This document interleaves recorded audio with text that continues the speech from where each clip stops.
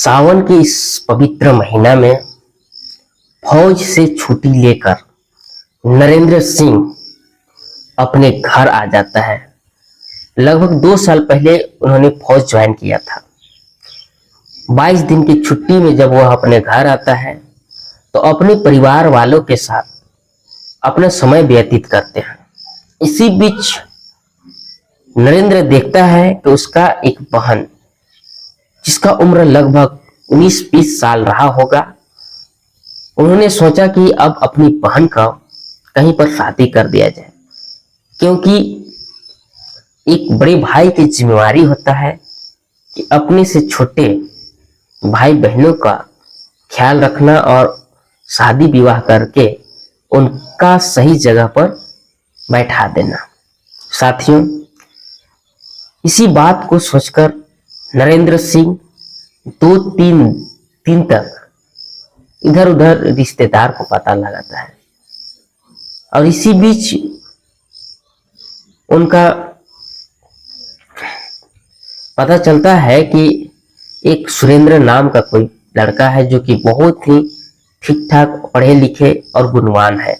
उनसे बात विचार होता है, उनके घर वाले से बात विचार होता है और शादी के लिए सब रेडी हो जाते हैं। इसी बीच 2-4 दिन के बाद उसकी बहन, जिसका नाम कोमल होता है, अपने भाई से बोलता है, भैया अब आप मेरा शादी कर दे रहे हैं, इसलिए लास्ट बार हम आपसे कांवड़ यात्रा के लिए कह रहे हैं। बहुत बार हम लोग साथ साथ गए, दोनों भाई बहन।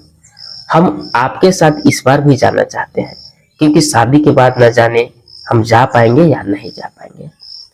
दोनों भाई बहन का बहुत ज्यादा आपसी में प्यार था। साथियों, अपनी बहन की बात सुन करके नरेंद्र सिंह अपनी बहन के साथ कांवड़ लेने चला जाता है।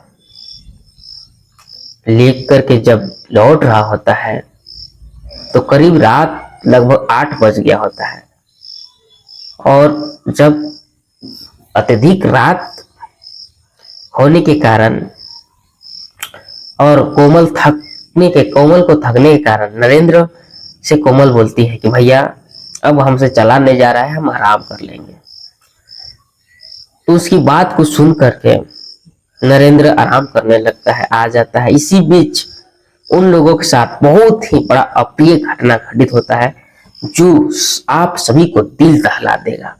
साथियों, कहानी में आगे बढ़ने से पहले यदि आप लोग नए हैं तो हमारे इस चैनल को प्लीज सब्सक्राइब कीजिए, सपोर्ट कीजिए।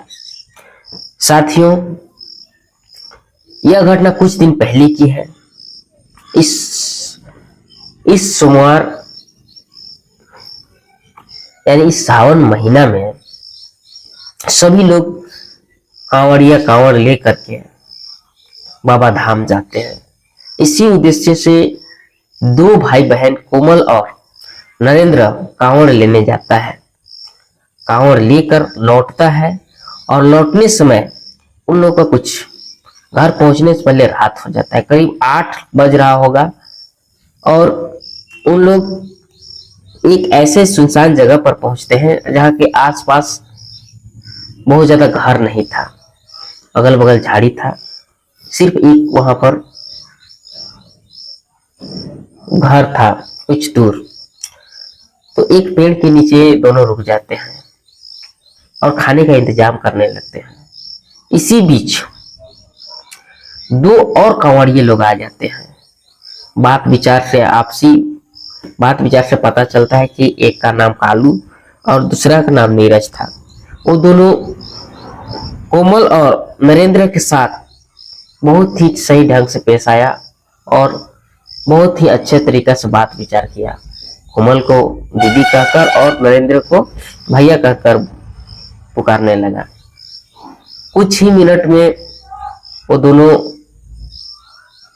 इन भाई बहनों के साथ एकदम बहुत ही गहरा रिश्ता बना लिया।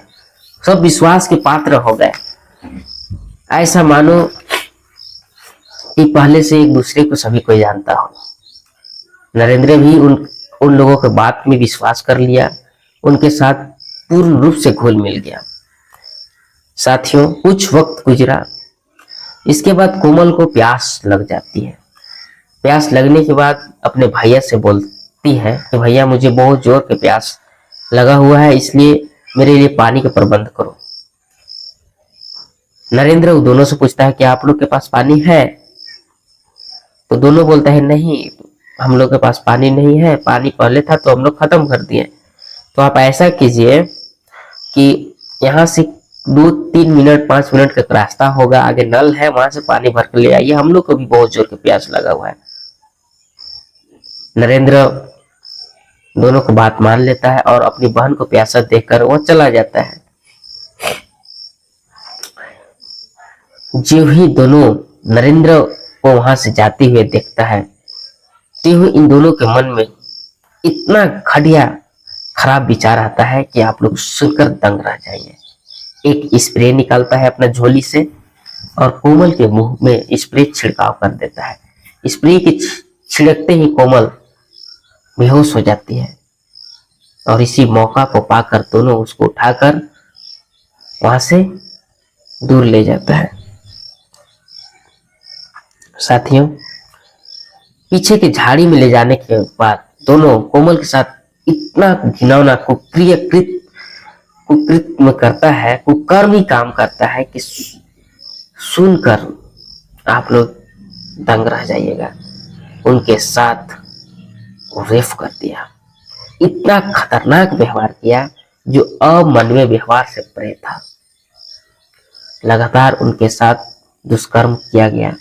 कुछ ही मिनट बाद नरेंद्र वापस आता है और उसी जगह पर जाता है जहां पर उन तीनों था, लेकिन वहां अपनी बहन और दोनों को न देखकर बहुत ज्यादा घबरा जाता है। सोच में पड़ जाता है आखिर हमारे साथ क्या हुआ, हमारी बहन कहाँ चली गई और वो दोनों कहाँ गया। तो 2-3 मिनट के बाद उनको आभास हुआ कि पीछे की झाड़ी में कोई कुत्ता जोर जोर से भौंक रहा है। उनको लगा कि कुत्ता आखिर क्यों भौंक रहा है, चलकर देखते हैं। ज्यों ही नरेंद्र उस कुत्ता के पास गया तो देख करके उसका पैर से जमीन खिसक गया। साथियों वो तीखा कि उनकी बहन कोमल के साथ दोनों दरिंदे हैवानियत के साथ कुकर्म कर रहा होता है। यह देखकर नरेंद्र का गुस्सा सातवें आसमान में पहुंच गया और आओ देखा न ताव देखा, पास से रखी एक लकड़ी उठाकर वो दोनों के ऊपर बरस पड़ा, खूब पीटा। उन लोग भी आक्रमण करने का प्रयास किया, लेकिन यह हष्ट पुष्ट और फौज वाला लड़का नरेंद्र वो दोनों को मार गिराया। पास ही रखा एक धारदार लकड़ी जो कि बहुत ही चोख और धारदार था, दोनों को उससे बहुत मार मारा और उनके पेट में कई बार उस लकड़ी को घुसा दिया। साथियों जब दोनों गिर जाता है तो उनके गर्दन पर भी वार कर दिया जाता है, गर्दन को छत विछत कर दिया जाता है, छिद्र छिद्र कर देता है। इसी बीच शोर शराबा सुन करके पास से गुजर रहे कुछ कांवड़िया वहां पर आ जाता है और 2 लाश का देखकर उन लोग डर जाता है और तुरंत ही पास के पुलिस थाने को सूचित कर देता है। मौके पर पुलिस आती है और दोनों लाश को कब्जे में लेकर नरेंद्र को गिरफ्तार कर लिया जाता है। जो ही नरेंद्र को गिरफ्तार कर लिया जाता है उसके बाद पुलिस थाने पर ले जाकर के उनसे पूछताछ किया जाता है। नरेंद्र सारा घटना वृत्तांत को एक एक करके बताता है। इसके बाद पुलिस द्वारा कालू और नीरज के बारे में जायजा लिया जाता है और पता चलता है कि कालू और नीरज कुछ ही दिन पहले अपने गांव में भी एक चोरी की घटना का अंजाम दिया था। एक साहूकार के यहाँ से लगभग 1 लाख रुपया नगद और बहुत सारे ज्वेलरी चुराकर वहां से भाग गया था। लोगों की उसके साथ खोजबीन करने के बाद वो दोनों कुछ दिन से लापता थे। लोगों द्वारा बहुत खोजबीन किया गया था लेकिन उनको पकड़ में नहीं आया था। और दोनों कांवड़िया का छद्म बनाकर कोमल के साथ यह घटना को अंजाम दिया था। सारा घटना खुलासा हो जाता है। नरेंद्र को इस हत्या के लिए जेल हो जाता है और कुछ ही दिन बाद उसका उम्र कैद का सजा भी हो जाता है। साथियों, देखते देखते एक भाई बहन का रिश्ता किस प्रकार ओझल हो जाता है। कुछ ही पल में उन दोनों का रिश्ता खत्म हो जाता है। साथियों, यदि आप लोग नए हैं तो हमारे इस चैनल को सब्सक्राइब कीजिए, सपोर्ट कीजिए और आप लोग ये बताइए कि क्या नरेंद्र अपनी बहन के लिए सही किया?